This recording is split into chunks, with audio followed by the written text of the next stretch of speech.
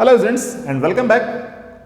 Today we will continue our chapter of cash book from accountancy class 11th. और इससे पहले हम लोग कर चुके हैं सिंगल कॉलम कैश बुक और double column cash book. So today we will take a different kind of cash book जिसे हम लोग बोलते हैं पेटी कैश बुक. तो सीखते हैं पेटी कैश बुक कैसे बनती है और इसके बनाने के रूल्स क्या है. So let's begin with me. So start करते हैं पेटी कैश बुक. तो स्टूडेंट्स हमने एक कॉन्सेप्ट पढ़ी थी अकाउंटिंग में, मेटीरियलिटी. मेटीरियलिटी कॉन्सेप्ट कहती है कि बिजनेस में उन्हीं ट्रांजैक्शन को रिकॉर्ड किया जाता है जिनका बिजनेस में या जिनका फाइनेंशियल स्टेटमेंट में कोई सॉलिड इंपैक्ट होता है. बट बिजनेस में ऐसी बहुत सारी एक्सपेंसेस होते हैं जिनका आपके फाइनेंशियल स्टेटमेंट में कोई सॉलिड इंपैक्ट नहीं पड़ता है, जिनका आपके डिसीजन पे कोई सॉलिड इंपैक्ट नहीं पड़ता है, लेकिन ऐसी छोटी छोटी अमाउंट्स मिलकर हो जाती है बहुत बड़ी. तो क्या हम इनको इग्नोर कर सकते हैं? बिल्कुल भी नहीं. बिजनेस में होने वाली किसी भी छोटी से छोटी ट्रांजैक्शंस को भी इग्नोर नहीं किया जाता है. सो मटेरियल कॉन्सेप्ट का सही मीनिंग यह है कि आपको किसी भी ट्रांजैक्शन को इग्नोर नहीं करना है, लेकिन जो स्मॉल अमाउंट की ट्रांजैक्शन है उनके लिए अलग separate books of accounts maintain नहीं की जाती है. That is the actual meaning of materiality concept. Got it?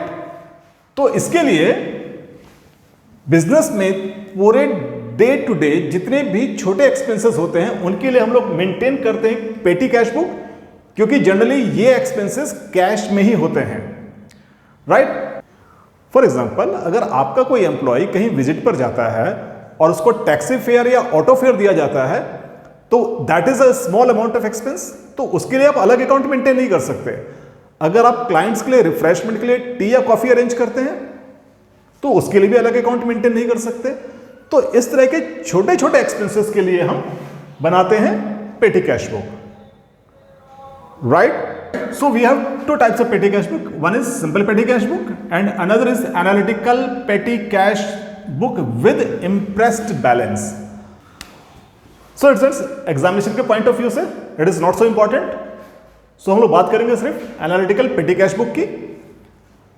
तो analytical petty cash book का बच्चों मतलब होता है कि जितने भी छोटे छोटे एक्सपेंसेस होते हैं स्मॉल अमाउंट्स के, उनको कैटेगराइज करना. राइट? तो अब बात करते हैं इंप्रेस्ड बैलेंस की. तो इंप्रेस्ड बैलेंस को हम लोग एक एग्जांपल से समझ सकते हैं कि सपोज कीजिए आप डेली ऑफिस जाते हैं. डेली ऑफिस जाने में आपका पेट्रोल स्पेंड होता है. डेली अगर आप ऑफिस जाते हैं तो आपके खाने पीने का खर्चा होता है. तो आप अपने वैलेट में एक सर्टेन अमाउंट लेकर चलते हैं कि मेरे वैलेट में पर डे इतना अमाउंट तो होना ही चाहिए. मान लीजिए आप डेली 2000 रुपीज लेकर चलते हैं. अगर किसी पर्टिकुलर डे में आपका स्पेंड होता है 1500 रुपीज, तो आपके वैलेट में कितना बचा इवनिंग तक? 500. सो नेक्स्ट डे आप जब निकलेंगे घर से then you will add 1500 more in your wallet. तो डेली आपका जो मिनिमम, डेली जो आपका मैक्सिमम एस्टिमेटेड एक्सपेंस होगा दैट विल बी 2000. राइट? और इसी बैलेंस को हम लोग बोलते हैं impressed balance. So now let us take an example. उसमें हम लोग समझेंगे कि एनालिटिकल कैश बुक क्या, पेटी कैश बुक क्या है और उसमें इंप्रेस्ड बैलेंस को कैसे यूज किया जाता है. Right? So it's petty cash को समझते हैं अपने एक एग्जांपल से. And we have an imprest balance of ₹8,000 and April 1st petty cash account का जो बैलेंस है that is 2,200 and these are our petty expenses for month of April. Got it? So सबसे पहले हम नोट करेंगे जो हमारे पास लास्ट मंथ का बैलेंस है दैट इज 2200 और इसको हम लोग करेंगे to balance brought down on April 1st ₹2200. Right? Now students we have impressed balance 8000. It means petty cash का पर डे का बैलेंस 8000 हमें मेंटेन करना है. So last balance we have 2200। तो जो इंप्रेस्ड बैलेंस होता है उसको यहां पर नीचे लिखेंगे ₹8000, और इस बैलेंस को पूरा करने के लिए चाहिए वी नीड 5800, यानी कि 8000 में 2000 माइनस करेंगे तो वी नीड 5800, और 1 अप्रैल को इसको हम ट्रांसफर करेंगे अपने कैश अकाउंट से। Got it? सो ये सबसे पहला काम है जो आपने करना है। अगर इंप्रेस्ड बैलेंस क्वेश्चन में गिवन है देन बैलेंस को मेंटेन करेंगे, otherwise to balance brought down. Got it? Now we have columns. Total columns है हमारे पास एक्सपेंसेस का, जितने भी हमारे पास एक्सपेंसेस होंगे, और ये हमने एक्सपेंसेस को कैटेगराइज करने के लिए कॉलम बनाए हुए हैं। राइट? सो स्टूडेंट्स रिमेंबर, ये कितने कॉलम बनने हैं इसके लिए कोई भी हार्ड एंड फास्ट रूल नहीं है। Right?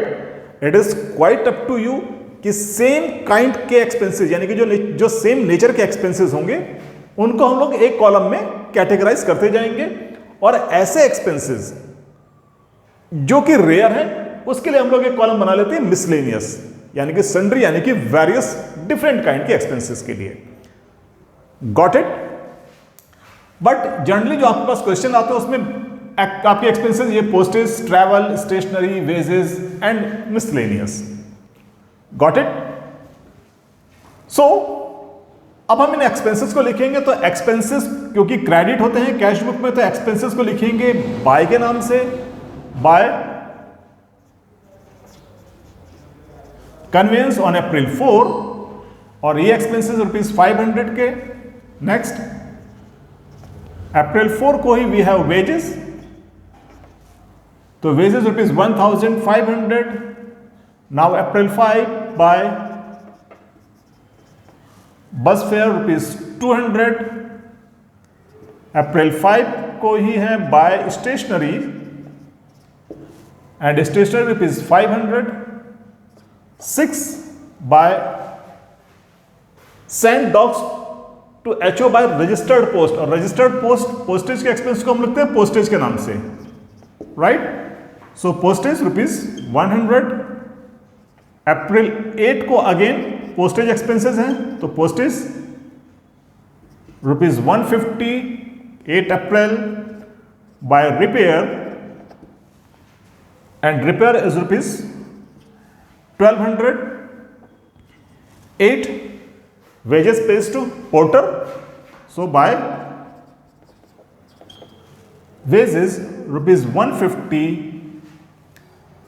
on 12 April by taxi fare, so taxi fare ₹200. Now April 15 by tea and coffee, and it is ₹700. 18 bought pen and pencil, registered calculator, all these are the part of stationaries. So we will write is at stationery, and stationaries are ₹200. And finally refreshment to client, so April 20 by refreshment ₹600. Got it? Now students अब करना है इनको categorise. So first column we have postage, तो postage का हमारे पास एक 6 अप्रैल का था ₹100, अनदर 8 का है ₹150, एंड ओनली दीज 2। राइट? सो इनको यहां पर टिक कर दो।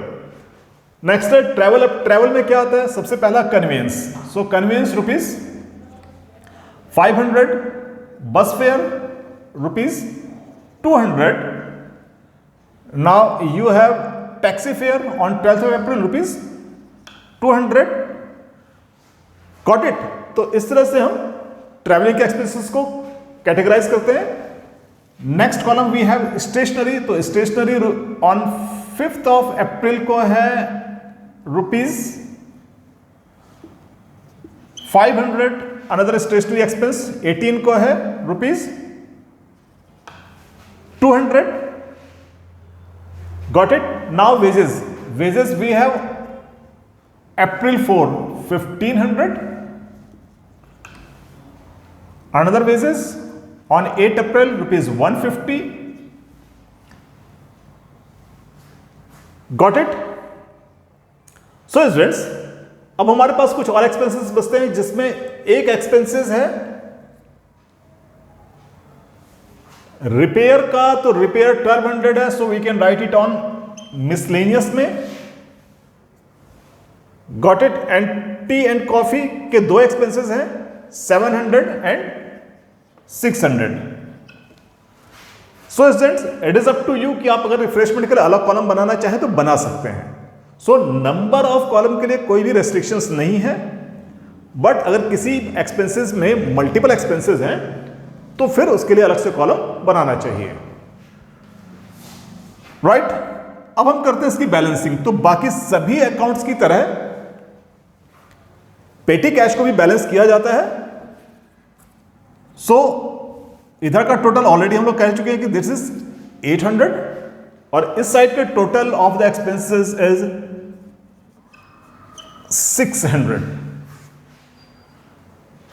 Got it. So now balance. Balancing का तरीका वही है, जो लार्जर अमाउंट है उसको हम लोग लिखते हैं टोटल में 8000. यहां पर भी आएगा 8000. So we have 2000 closing balance of petty cash book, और इसको हम लोग लिखते हैं बाय बैलेंस कैरी डाउन के नाम से ऑन April 30 को. और नेक्स्ट मंथ इस बैलेंस ब्रॉट डाउन को हम लोग करेंगे carried down by balance brought down, sorry, और नेक्स्ट मंथ ये होगा balance brought down to balance brought down on May 1st rupees 2000. Got it. So students, इस तरह से हम लोग मेंटेन करते हैं petty cash book. Got it. So in next video we will take a new topic. Till then stay tuned. So students, if you have any kind of query or you need any kind of explanation for any topics, then you can write it on your comment section. If you have learned something from these videos, then you can like and subscribe the channel and stay tuned